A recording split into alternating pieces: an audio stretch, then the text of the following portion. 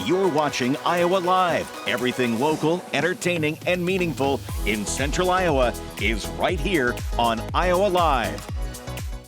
From the Carl Chevrolet Studios in West Des Moines, welcome to Iowa Live. I am Lou, and standing next to me, familiar face on this program, it is Michael Swanger. He is the publisher of the Iowa History Journal. So that must mean, dun-da-da-dum, new issue of the Iowa History Journal is on the stands. We're talking about the July-August issue first and foremost. Michael, good to see you again, sir. Always a pleasure, Lou. Thank you. Let's talk about this issue because perfect timing, especially when we're talking about the cover story, the July-August issue, and you have something about State Fair on there? Absolutely. Well, summertime is fair time, and there's no better time than to pick up the issue of Iowa History Journal because our cover story is about the classic Iowa summertime tale, State Fair. State Fair. Let's give everybody a little history. There is the cover. A little history of State Fair and why it's so special to us. Well, it was written by Phil Stong, who was born and raised in Van Buren County. And it was published in 1932, became a bestseller immediately, right out of the gates. But perhaps more importantly, it spawned 3 movies, including 1933's classic film starring Will Rogers, and it was titled State Fair, which is very popular. It follows the fictitious Frake family and their journey, their adventure at the Iowa State Fair. Yeah, look, and there's, just proving, just some of the things. Will Rogers, that is awesome.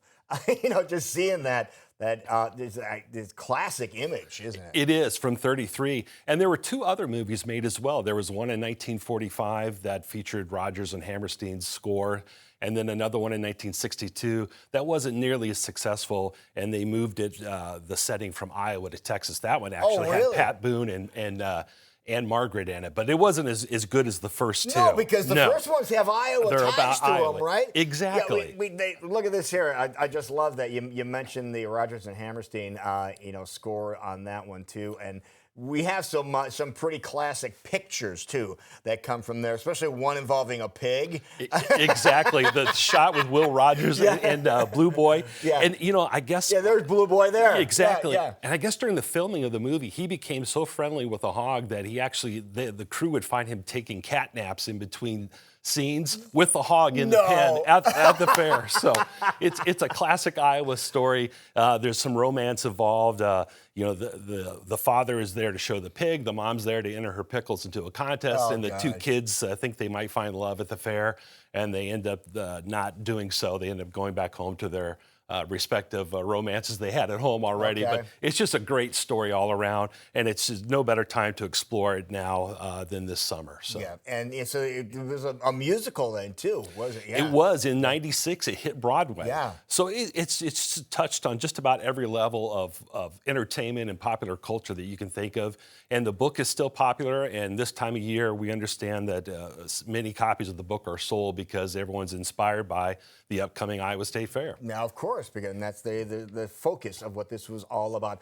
Okay, what else do we have inside the issue? Well, we're fresh off the July 4th holiday weekend. If you can't get in the spirit about the 4th of July and the 250th anniversary of our nation and Iowa's connections to the Revolutionary War, which we discussed last time when I was on with our May-June issue, this is really the perfect time to continue that momentum because we have a story about the Iowa Revolutionary War Memorial, which is located on the grounds of the Iowa State House.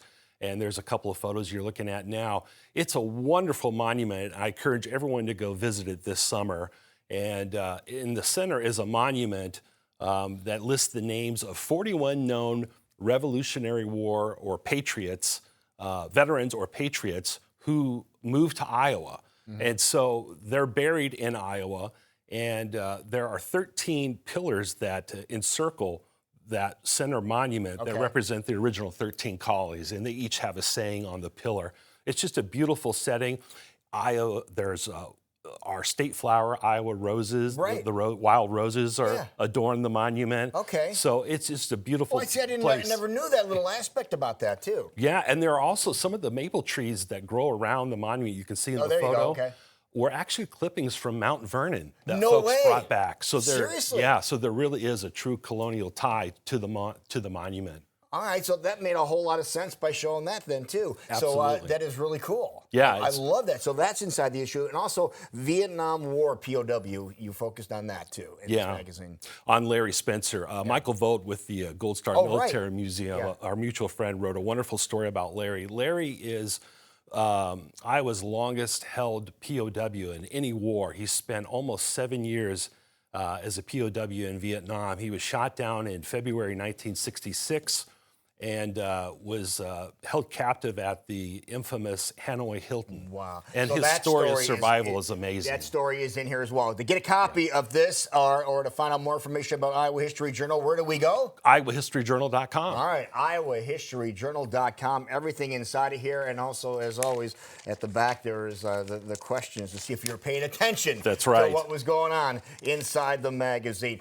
Hey, folks, when we come back, we are going to be visiting with Cam from Vivid. He's going to help you retire Vivid. 6 pillars that you need to think about when you are thinking about retiring. That is going to be coming up next on Iowa Live.